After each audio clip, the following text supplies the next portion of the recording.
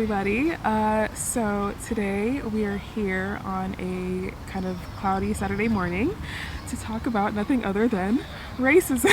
Un problème qui revient en Europe maintenant, parce que c'est vous, ici, qui a commencé cette idée. L'idée de suprématie blanche n'était pas née là-bas, elle est née ici. My name is Sabrina. I am from California in the US, and I was born and raised there. My parents are from Ethiopia and Djibouti.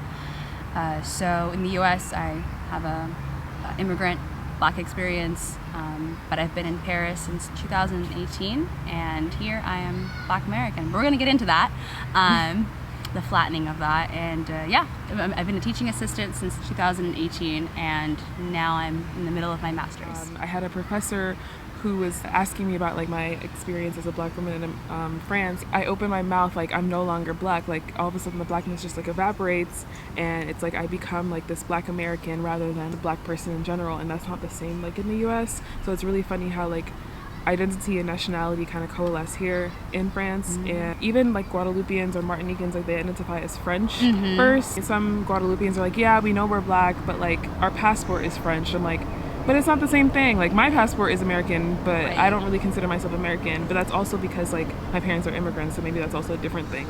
But then they're also, it's very complicated because they're also complicated, like yeah. they're still colonized by France. Absolutely, absolutely, and I have that history with those countries as well. Like, I mean, one, they go like on French first, and then I'm insert whatever ethnicity or racial identification after, if even. And then also being métis is such a big thing here too. Like, cue in the "She's Biracial" song. She's Biracial biracial. girl, and so that's a whole thing. No, for real though.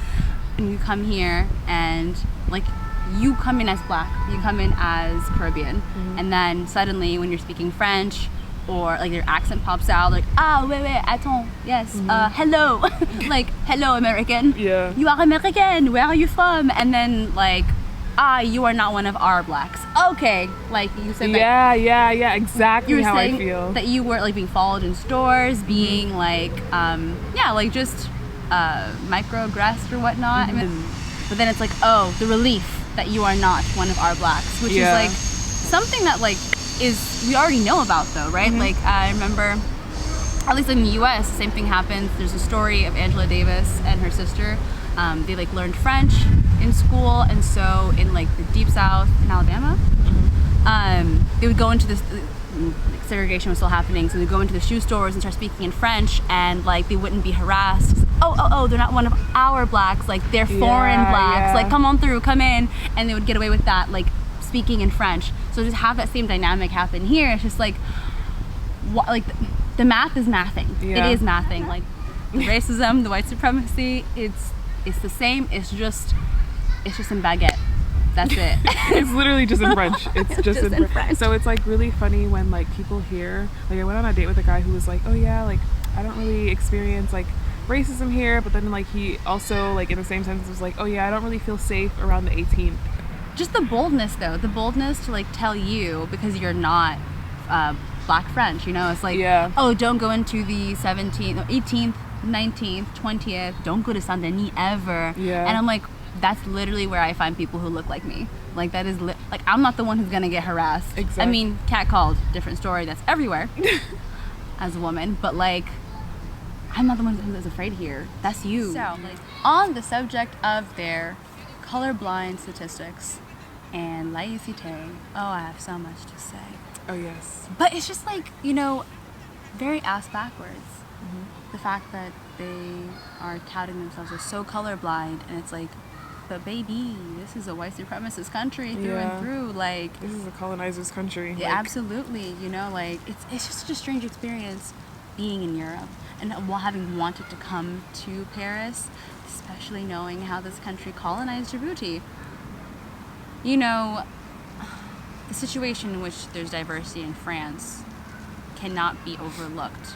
they have diversity because it's people from their former colonies. France cannot grapple with the fact that they colonized so many countries, and like this is the result of colonialism. Like this is literally the result of you colonizing and like starting wars in so many different countries, like Algeria and like all these North African countries, all these Central and West African countries, and then being like, why are you guys coming here? It's like you literally destroyed our homelands and we have no other choice. Like what are we supposed to do? Like this is Exactly. the only place that we've known. Exactly. Is it like hypocritical? Like I don't know.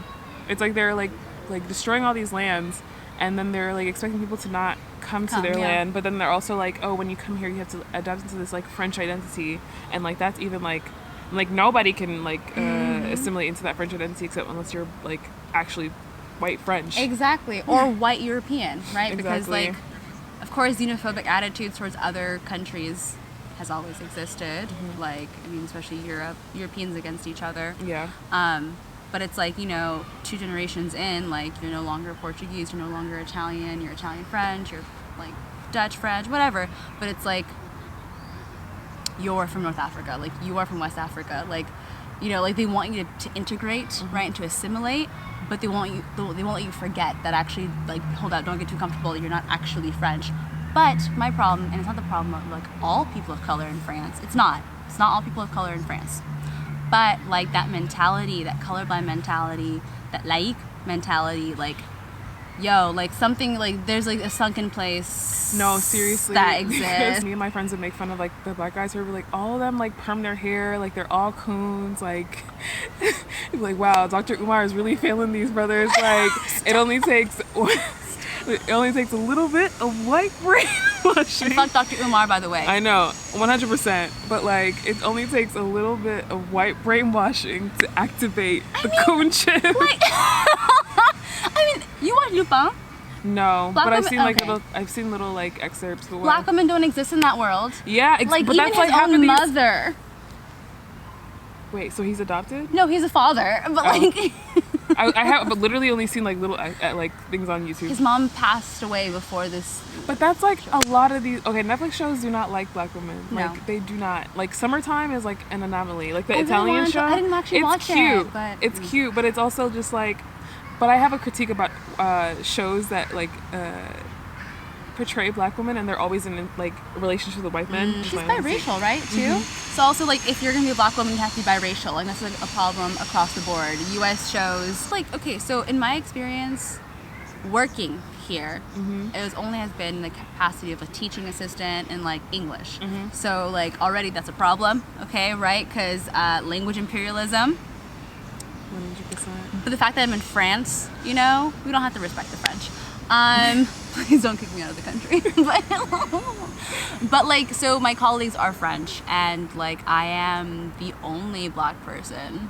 And I've taught in lycée professionnels and lycée général, and that is What are the night and day. differences? Oh yeah, can you explain the differences like for people who are non-French? Yes. Because I learned about that too, and I was like, it's literally the same thing in America. It's the same thing. Tracking It's just, in the US. It's just like it's just different languages. That's it. It's just a different culture. That's it. One thing that this video is like- highlighting is there's like no differences. Yeah, like yes, but hating black folk is universal. It's international. anti-blackness is global. Like, what can we say? But yeah, so lycée professionnel is vocational high schools. And so in France, after collège, which is middle school, you have the option of going to a lycée général, which is like high school, and then from there you have different options for going to university, to grandes écoles, which is like the Ivy League, I guess. Oh, yeah. The lycée professionnel, I worked in 2 my first year, and they were majority black and brown students. That was the most diverse schools I've ever worked in my 3 years were at those schools.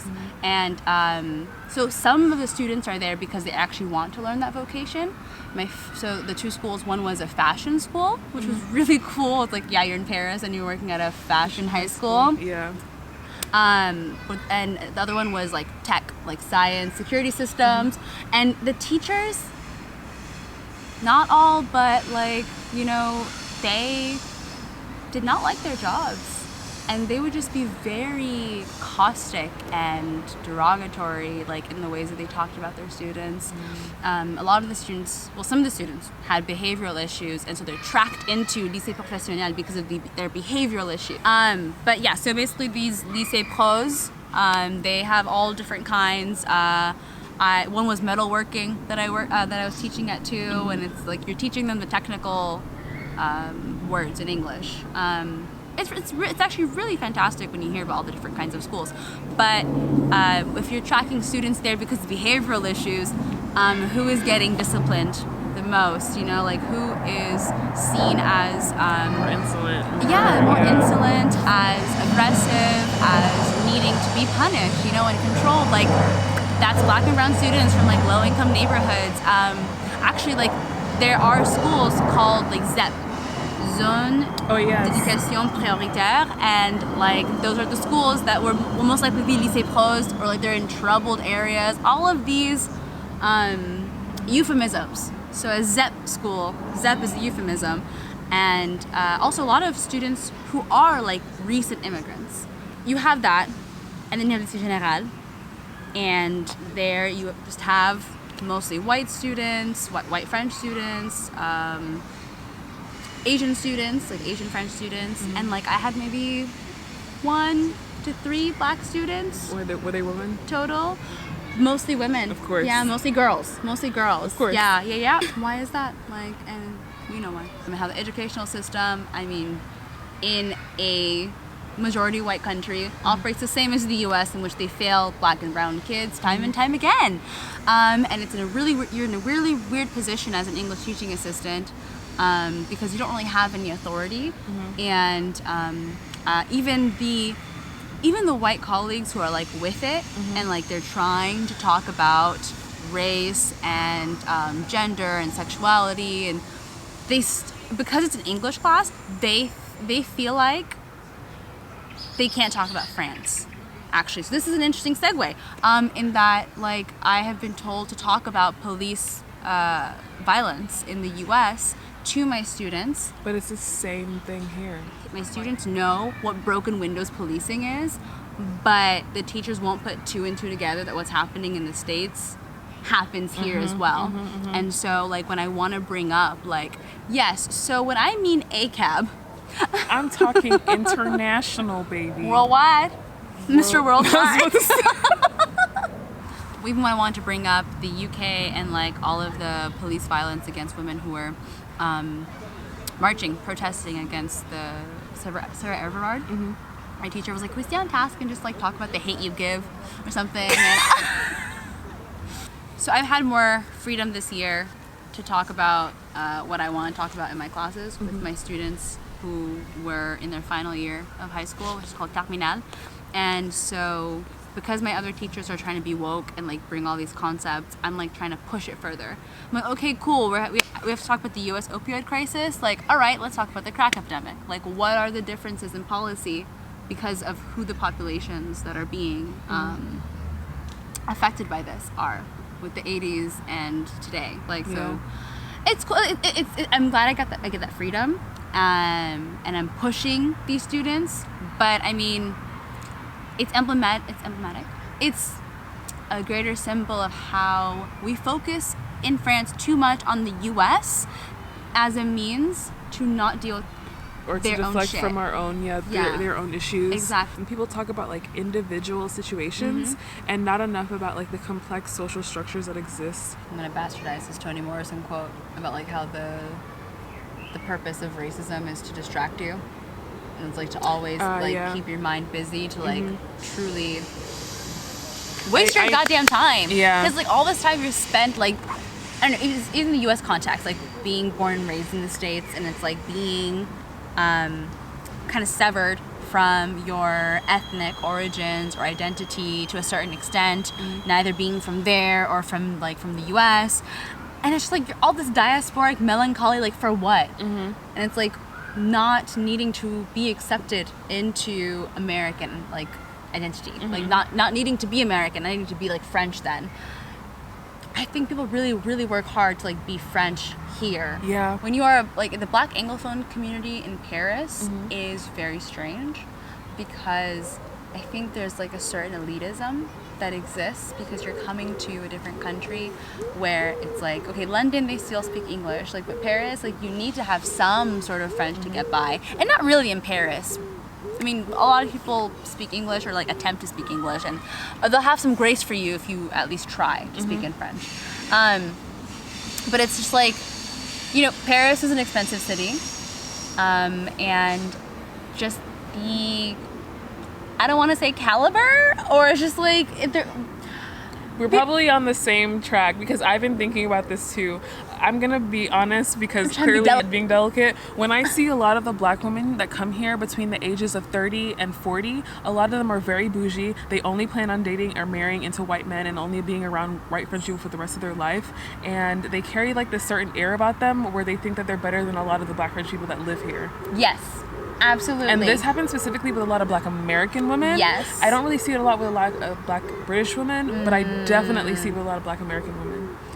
So, but yeah. She said the quiet part out loud, and I absolutely agree. And I wouldn't even say 30 to 40. I would say our age as well. Age, like, okay. literally, because I've been here since I was, 24? So 24 and up, like, the space that I've been in, like, just the elitism dripping off of, like, black American folks. Like, I mean black American, including those with immigrant experiences, right? So the black diasporic American folks who come here, like, you know, if you don't have that socioeconomic status or class, like, then you are immediately barred from any kind of, like, social activities. Not in a direct way, but a very indirect way, because passive aggression, we're not taught to really have any kind of conflict resolution as human beings in our society in the West.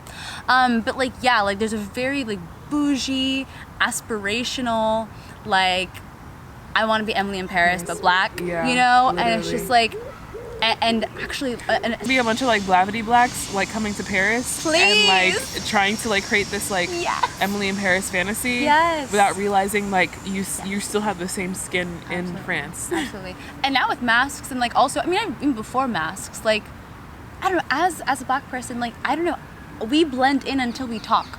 It's literally until they can detect my accent. They go, ah, where are you from? Oh, venez d'où? And I thought I was in. I thought no one would bother my ass. And it's like, I don't know, like, do people just forget? Do they have amnesia? Like, no, it's purposeful. Like, that's why I say elitism. I say, like, people are elitist. Like, black, non-French people can be very elitist when they come here. And, like, actually, there was an experience last year. There was a panel that happened at the American Library in Paris during Black History Month. And it was black American women in the panel. And they were talking about their experiences and how, like, one of the women, who was actually from the Caribbean, she was in a restaurant and she was, like, talking, and they wouldn't seat her. They wouldn't seat her because they thought she was Senegalese. And then when she was like, oh no, I'm not Senegalese. I am from, like, you know, I forget the Caribbean country. Like, I am American. Like, I am, and they were so nice to her. And she didn't make any kind of caveat, any kind of, like, reflection on how fucked that is.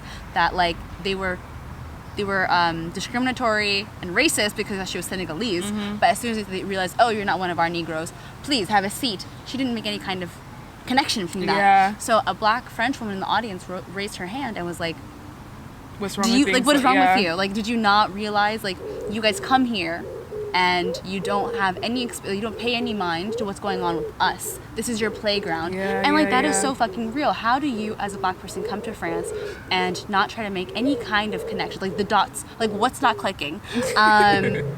Because you're living out your fantasy, your bougie fantasy in Paris, where you can escape whatever it is in the U.S. And that is, like, that's a problem. That's an absolute problem.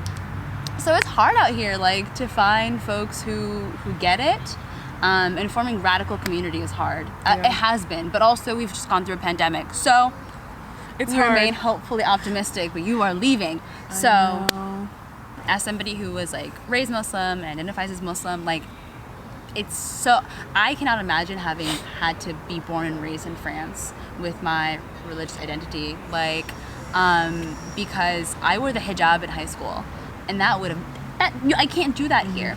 And I had the choice to wear it, I had the choice to take it off. And I know that's not universal. I'm speaking, again, from my own experience.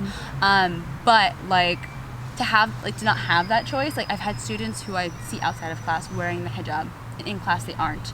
And it's like I've had arguments with other black women about how this is a choice, and like how taking away the choice of wearing the hijab, that does not bring more liberation. When you're literally restricting women's abilities to choose and make their own decisions, how is that bringing more freedom? How is that? Because there's like this like notion of like the like white patriarchy where it wants to make the choice for you, but then it makes it seem like it's your choice. Laïcité. I mean, also laïcité isn't even really secularism; it's French secularism. Yeah, and because it still fits within this like Christian hegemony. Ciao. The fact that like I have had to do Christmas activities with my students in school. Where the hell was laïcité then? Exactly. I'm sorry, but like the fact that all of the vacations are Catholic vacations, or Catholic holidays, Catholic holidays. Like, where is laïcité there? It's very like pick and choose. Like, it's deeply like, and like they don't tell nuns to like they have to remove their like. No. There's like an imbalance, and so I'm like it's still ruled like a lot of like atheist circles or trying to be like secular circles or structures are still like operate within Christian hegemony. So it's like they can't really separate that institution or that idea of institutional power from their like framework. Exactly. So it's still going to just be like a ruling class of like Christians over a bunch of people. And there's like so many Muslims in France. Yeah. Like so many. The fact that people are always trying to like a big selling point in like a lot of these restaurants is that it's halal. Yes. Like there are so many Muslims here. Yes. And the fact that like I don't know if they truly entertained it, but it was like trying to ban halal and like kosher foods or whatever, and it's like, are you trying to riot or something like that? Like, are you out of your damn mind? But that is also another good entry point into racism from Maghrebian people. That's right, North Africans. We coming for that ass. I have tails. Shit to talk. Sure. But only because I went on a date with one guy who I was like, it like really had me pissed off. I literally had a woman approach me as I was teaching last year and was like, you know, we're speaking, and she asked where I'm from and like, where are you really from? Not just the US. And I was like, oh, like I'm East African, Ethiopia. She's like, oh, I could tell. And I was like, yeah, that's why I got bangs, okay? But it's like, oh, I love your people. They're so kind. They're so nice. They're so polite, unlike West Africans. And I was like, excuse me? She was North African. Yeah, when people say that, I just wonder, like, do you expect me to also participate in the anti-blackness? Because I think so, because people say that in America about, like, Haitians, and I just be like, we're not having that conversation. No. Like, I will ride and die for Haitians. Absolutely. Like, we're not doing this.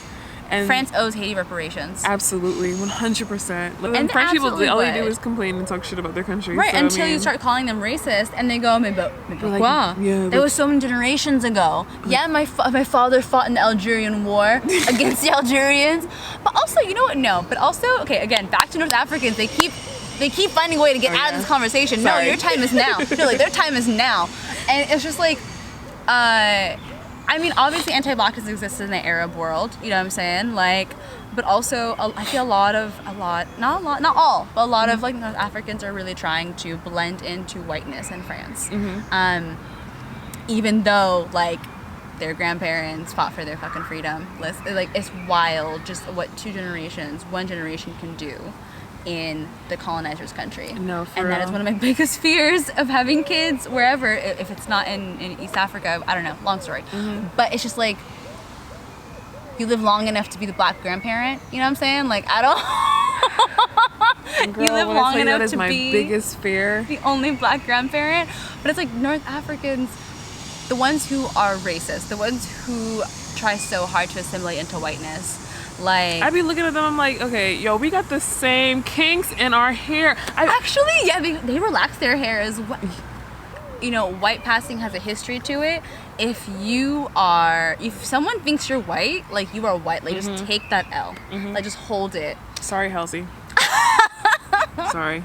Yeah, racism in France it exists, it's real, and you know, when people don't want to talk about it because they're afraid of the repercussions, I'm like, but it's in vogue now. Like, it's a trend. We're calling out liberal racism. We're calling out white fragility.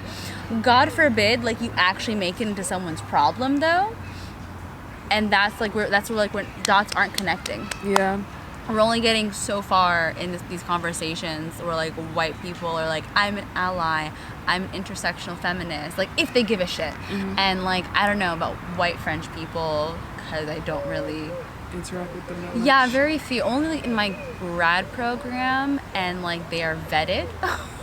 So far, good opinions. You also being a person of color in France, why do you suddenly want to be, like, French, like, use it as a cover? You differentiate us by nationality when we're both people of color experiencing oppression, like, under white supremacy. Yeah. Like, why did the borders come up, is what I'm saying, when those borders don't even belong to us? Yeah.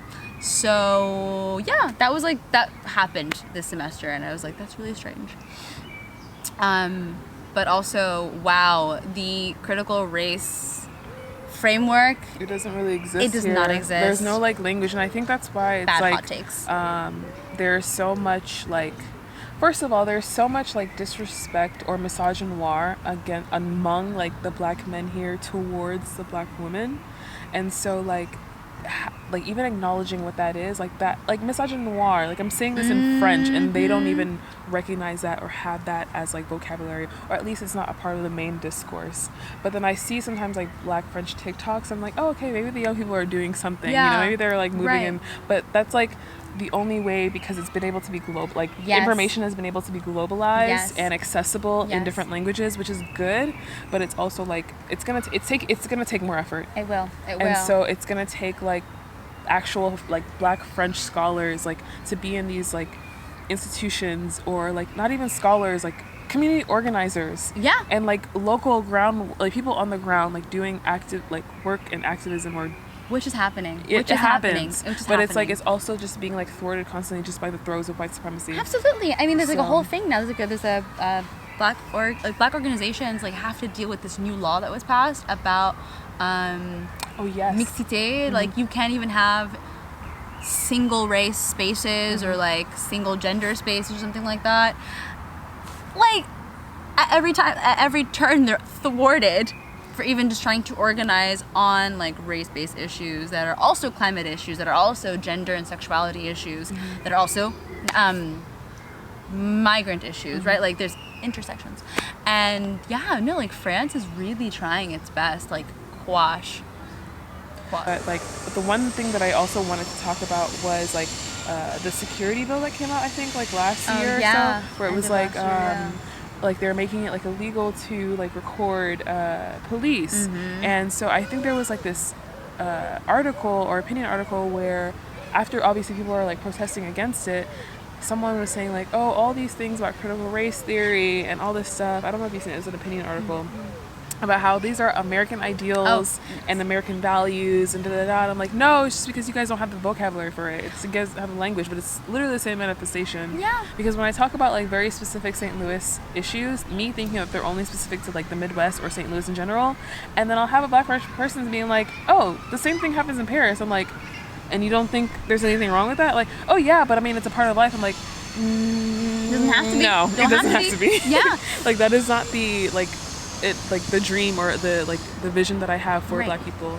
Like, when we think of, like, just black freedom in general, like, we don't, like, black people do not, like, when black people think of freedom and liberation, we don't ever think of police. We don't ever imagine police. So, like, envisioning a world without police is obviously my ideal and my, like, backing point, but it's just, like, that is not always possible in, like, white supremacist state like France, and we're really going into, like that kind of that's where we have to be going, right? Because it's like, when we talk about the racism that exists here and how that's interconnected globally, historically, it's like, okay, where do we go from there, right? And it's like, I don't feel hopeless about any of these things. I mean, of course it can come, but, like, we need to dismantle, like, the white supremacist state, and, like, and it can't just be in France, it has to be globally, and, like, it's interconnected.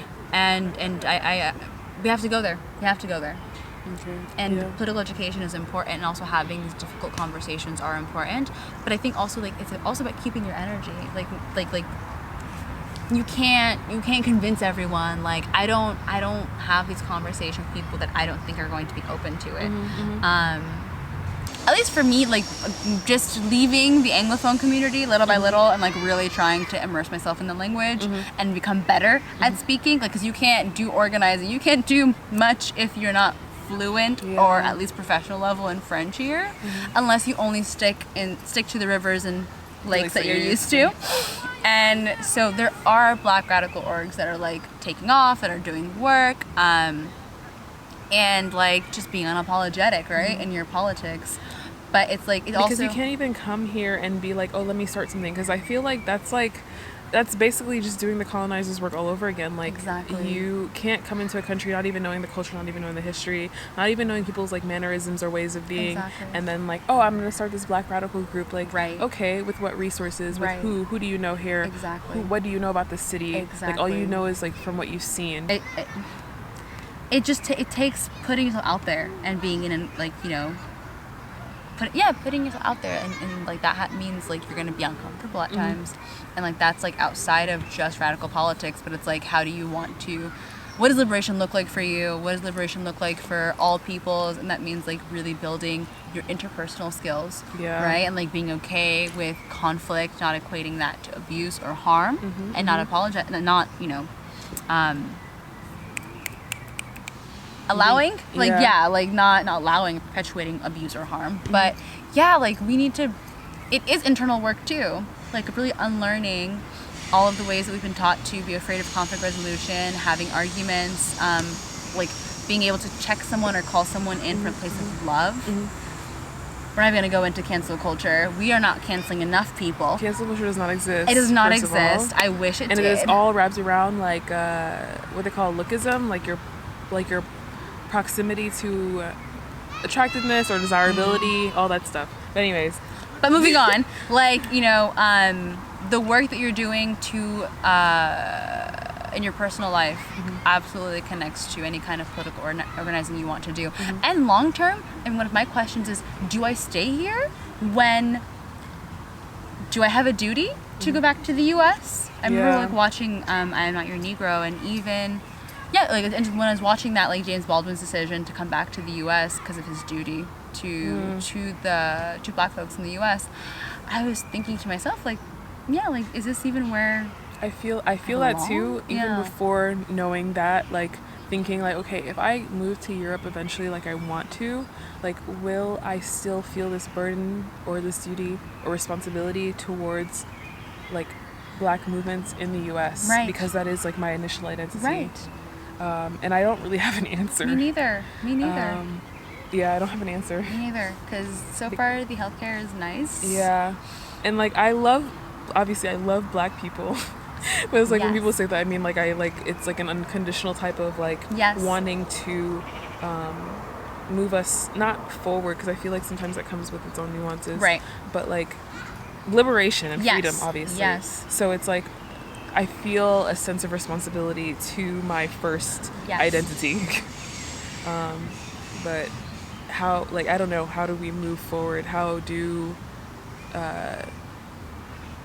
you balance that sense of like duty with the sense of like, oh, this is how I, in a way, seek freedom or liberation in my own sense? I don't know. And I think, ironically, the first part would be that we need to integrate ourselves into the Black French community, because they are out there. And like I do volunteer with like one organization to provide like tutoring to like majority Black French kids, and like that's like one part. Like you're doing the volunteering route, but it's like, okay, join an organization, like do some gardening, like how are we thinking about sustainability as well, especially given all of the climate change effects that are starting. I mean, side note, this is like July in Paris. It should not be this goddamn cold. It should not be like raining on and off. Like, not even to talk about the heat waves in the US, but like all of this is connected. Like all of this is connected. And every time, like my rants always like, you at the club, but what about climate change? It's like, where do you see yourself in like 50 years running for water? Like where? Like we cannot separate these issues from one another. And Also, we must protect our own energy as Black women, and like really, really protecting our energy, because so many people are not for us. No, yeah. And also, as Zora Neale Hurston said, all skin folk ain't kinfolk. Yeah. And you learn that the hard way. And it's about like, I don't know, like I recently been talking about going where you're wanted, and how that's really not always an option. You have to go where you can get some coins. Because you're not always, especially as a Black woman, you're not always wanted. Yeah. On either one or the other level, or sometimes obviously a combination of both. Or it's never one or the other. It's always a combination of the two. Yeah. Exactly. No, exactly. And we have more questions than answers. Yeah. But being able to talk about it is really nice, to have this space to like really air out the bullshit. Because there's so much bullshit. But there's also so much beauty in the camaraderie. There's so much beauty in the solidarity, and like actually when you meet folks who are on that wavelength. Yes. Even though they're all leaving me. Why are all the Black women leaving? And I understand. Hashtag get out. But like, I also think that even some people, like some Black women here, probably had like an idea or fantasy of like, some Black women really had like a Emily in Paris fantasy coming here, escaping Black womanhood. And that's really what it is. Is it escaping like Black American womanhood, or is it just escaping like? Yeah. Because we can't really escape it when we're here. Because I feel you just get people who feel like they can say. To you. Yeah, I feel the misogynoir is still palpable here. It's just manifests in a different way. It's just as soon as I speak English, it like kind of evaporates a little bit. Yeah. Like, you know, the degree of separation for the Anglophone community and the Black Anglophone community is like 2. Yeah. So like everyone will end up knowing each other at a certain point. So you see certain patterns emerge. Yeah, when I see the American in Paris, already its own cliche. Yeah, because even when I see some of the Black women that I follow, I think I follow like a hairstylist and some like fashion blogger, and just like their lifestyles and who they hang around with, I do not see them with other Black women except for each other. And that's, you know, yes. And that's fine. Like, it's fine for what you want to do. Like, it's your life. But it's just very textbook. Yeah. Yeah. And also the tension between like, okay, being committed to Black liberation, while also taking care of yourself, and also indulging a little in your own pleasure. Yeah. That's a whole different, its own other video, because we can go into that. I don't know if we can, I don't know if I can just yet, but going into that tweet about like Black women in luxury. Oh yeah. That one TikTok as well. Yeah. I don't know. Oh, there were like several TikToks about that. I personally don't find anything wrong with it personally, but it's very nuanced, because I think that like why is it like an argument when it's Black women trying to find joy? Right. So that's my whole thing. And at the same time, it's like either way, I still think we have a duty to like be responsible for. I agree. The way we consume in this world, the way we move in this world, and it's like I would like one free from hierarchy, free from like classist nonsense, and it's like, you know, what is luxury, and can we like dissociate luxury from it being exclusive and from sweatshops, from like not actually, that's fast fashion as well. It's complicated. I don't have the range, so I'm not going to speak on that. I'm not going to speak on that. If anything, the only thing that sometimes like people of color, oppressed people have is their dreams. So it's like, if we can envision a world where people are free, like what kind of world do we envision? Yes. And I guess this is the world that I would envision for France, if France was more liberated. But yeah. And I want, I'm rooting for everyone Black. Depends.